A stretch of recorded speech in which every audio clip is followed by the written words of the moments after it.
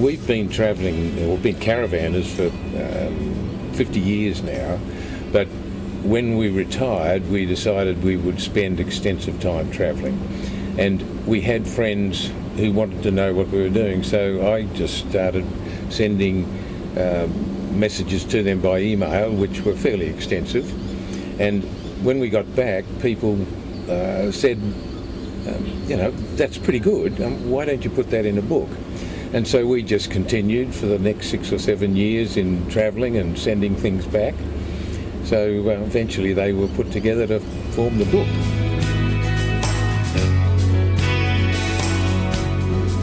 Originally the thought was for caravanners and for people who want to travel. It consists of over 50 routes, and we give the time for the route, estimated time, the distance to travel, so that if somebody wants to plan a trip, they can go to the book, look at where they want to go, and we've done the work for them. So that's one part. But it's more important than that. It tells a story. And this is what those who have read the book so far, and there's been a limited number, and they say it's a fascinating story. And it's much more than just a travel book. It doesn't talk about what caravan park to go to, although we mention a few. It doesn't talk about where places to eat. It talks about the hidden secrets of Australia. Well, it was an interesting thing that I went to a author class, and the lady there, I had written my first book, which was travelling in Australia, just around Australia, fairly small. I gave it to this lady who was teaching us on good authorship, and I asked her to have a look at it, and she said yes. She said, you've got some excellent information, but she said the problem is you've just got a lot of facts, and you need to paint word pictures. So it meant that I had to go back to all my Word documents and rebuild the whole thing into word pictures rather than just a lot of facts.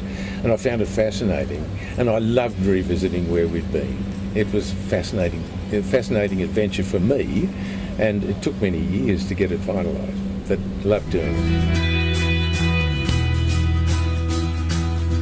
I would like them to travel with us and discover these fascinating secrets and fascinating places.